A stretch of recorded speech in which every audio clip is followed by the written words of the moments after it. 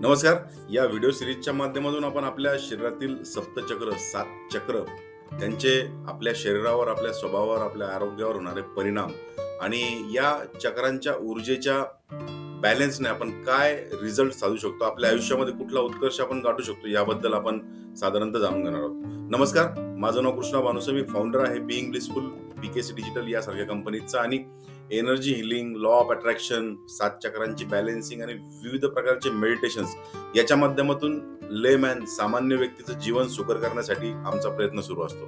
So तुम्ही जर या चॅनलवरती नवीन असाल तर नक्की या चॅनलला लगेच सबस्क्राईब करा आणि याच्या बेल आयकॉनला पण क्लिक करा, जेणेकरून जे नवनवीन प्रोडक्टिव्हिटी तुमची वाढवू शकणारे व्हिडिओज आम्ही या चॅनलवरती प्रसारित करतो त्याचं नोटिफिकेशन तुम्हाला येईल. सो या 7 चक्रांच्या 7 शृंखलेच्या फर्स्ट एपिसोडमध्ये आपण आज जाणून घेणार आहोत की आपलं पहिलं जे प्राथमिक चक्र आहे ते म्हणजे मूलाधार.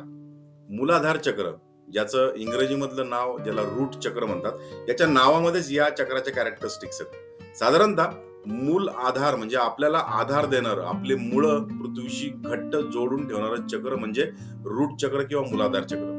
या मूलाधार चक्राचं काम असतं की आपल्याला आयुष्यामध्ये आर्थिक स्थैर्य, मानसिक स्थैर्य, इमोशनल स्टॅबिलिटी ज्याला म्हणता येईल, साधारणतः आयुष्यातल्या प्रत्येक क्षेत्रामध्ये स्थैर्य देण्याची जी जबाबदारी ती या चक्राची आहे. या चक्रामध्ये आपल्याला सबळ पाठिंबा आणि आपलं जे पालन पोषण आहे ते करण्यासाठी आपली मुळं पृथ्वीशी घट्ट रोवण्याचं काम या चक्राच्या माध्यमातून होत असतं.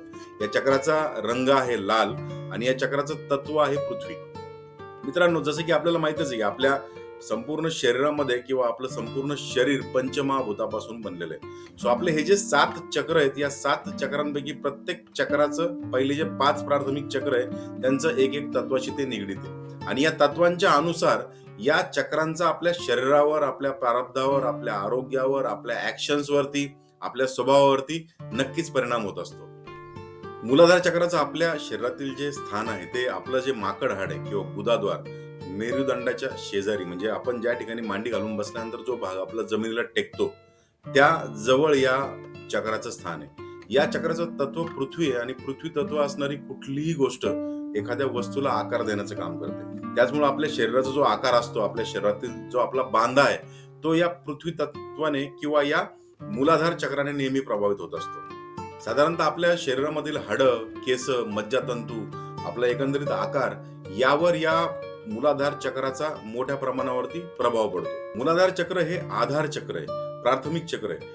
या चक्राचा सूक्ष्म किंवा मूळ गुणधर्म हा पाठिंबा किंवा आपल्या शरीराला स्थिरता देणं हा याचा मूळ गुणधर्म आहे आणि या चक्रामध्ये ज्याच्या ऊर्जेचा संचार ज्या व्यक्तीचा एकदम व्यवस्थित असतो त्या व्यक्तीची मानसिक आणि शारीरिक दोन्ही कार्यक्षमता या स्ट्रॉंग असतात आणि खूप चांगल्या प्रकारे ते आपलं जीवन व्यतीत करतात. साधारणतः या चक्रावर आपली प्रतिकार शक्ती, रक्ताची निर्मिती, कल्पना करण्याची जी सृजनशीलता आपल्याकडे असते, या सगळ्या गोष्टी अवलंबून असतात.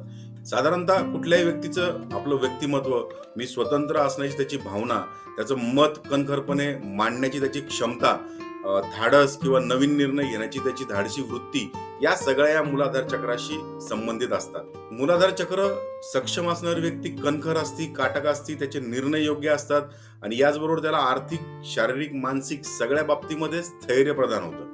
तुलनेने या चक्रामध्ये ज्या व्यक्तीची ऊर्जा कमकुवत आहे किंवा मूलाधार चक्र ज्याचा ऍक्टिव्हेट नाही, आपण असं साधारणतः जर म्हटलं तर या व्यक्तीला सगळ्यात पहिले तर हा सारखा आजारी पडतो, आरोग्याच्या पासून दूर असतं, स्टॅबिलिटी ज्याला म्हणतात, स्थिरता याला कुठल्याच बाबतीमध्ये भेटत नाही, लाभत नाही. याचा स्वभाव भित्रा होऊन जातो, कुठलेही निर्णय घ्यायला याचं धाडस होत नाही आणि अव्यवहारी म्हणून याची इमेज असते.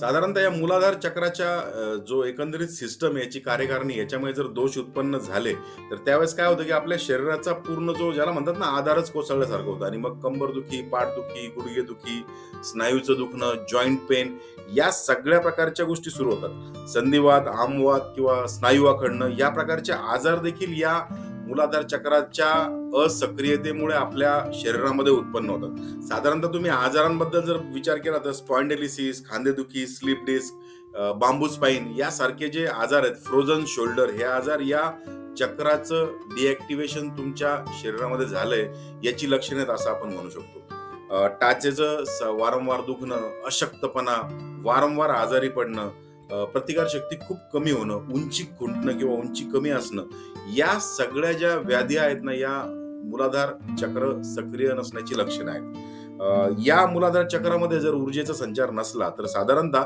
असे लोक नैराश्यामध्ये जातात. आत्मघातकी प्रवृत्ती यांची येते. यांना स्वतःबद्दल म्हणजे आत्मविश्वास नसतो, स्वतःबद्दल प्रेम नसतं. अगदी निराशावादी जीवन हे जगायला सुरुवात करतात आणि या जगामध्ये मीच बिचारा आहे, सगळे लोक माझ्यावरच अन्याय करतात, या प्रकारची एक हीन भावना या व्यक्तीच्या मनामध्ये वाढायला लागते. साधारणतः या मूलाधार चक्राच्या असमतोलामुळे आपल्या निर्णय क्षमतेवरती पण खूप परिणाम होतो. एकतर चुकीचे निर्णय घेणं किंवा निर्णयच न घेणं, या प्रकारची जी मानसिकता आहे ती या मूलाधार चक्राच्या इम्बॅलन्समुळे वाढते.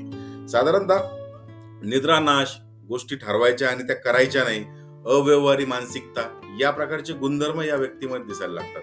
तुलनेने या मूलाधार चक्रामध्ये जर ऊर्जेचा संचार पण अधिक झाला, खूप जास्त प्रमाणात जर ऊर्जा या चक्रामध्ये ऍक्टिव्हेट झाली, तर हाडांचं वाढणं, अगदी कुठलेही निर्णय घेणं, एका निर्णयावरती स्टेबल न राहणं, या प्रकारचे प्रभाव तुम्हाला या व्यक्तीच्या आयुष्यामध्ये दिसू लागतात. सो तुम्हाला जर तुमच्या मूलाधार चक्रामध्ये ऊर्जा कशी आहे किंवा तुमच्या आसपासच्या व्यक्तीमध्ये कशी आहे हे जाणून घ्यायचं असेल ना, तर एक गोष्ट तुम्ही प्रकर्षाने तुम्हाला जाणवेल की एखादा व्यक्ती जो आतोनात प्रयत्न करतो, खूप स्ट्रगल करतो, एखाद्या कामाची खूप धुमधडाक्यात सुरुवात करतो, मात्र त्याला पूर्ण करू शकत नाही. एखादा व्यक्ती जो खूप मेहनती आहे, प्रामाणिक आहे, पण तो स्टेबल राहत नाही, त्याचा एक व्यवसाय, एक नोकरी, एका धंद्यावरती तो कधीच टिकून राहत नाही.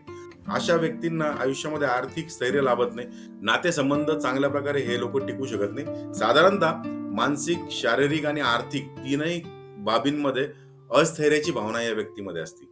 आता या मूलाधार चक्राला बॅलन्स करण्यासाठी अनेक प्रकारच्या मुद्रा आहेत, अनेक प्रकारचे मेडिटेशन्स आहेत, अनेक प्रकारचे खाण्यापिण्याच्या सवयी बदलून आपण या मूलाधार चक्रामध्ये ऊर्जेचा बॅलन्स करू शकतो.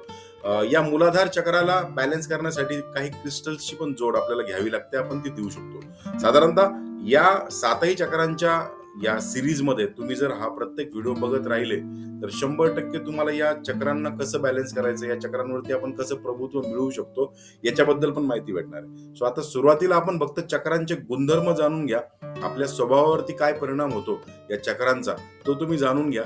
आणि आपल्या आसपास जर असा एखादा व्यक्ती असेल ज्याला या मूलाधार चक्रामध्ये किंवा कुठल्याही पुढच्या चक्रांच्या व्हिडिओची आवश्यकता आहे असं तुम्हाला वाटत असेल तर हा व्हिडिओ त्यांना नक्की शेअर करा. मी कृष्णा भानुसे या व्हिडिओमध्ये तुमची रजा घेतो. हा व्हिडिओ कसा वाटला आणि या मूलाधार चक्रासंबंधी तुमचे आणखी काय प्रश्न आहेत ते मला कमेंटमध्ये नक्की टाका.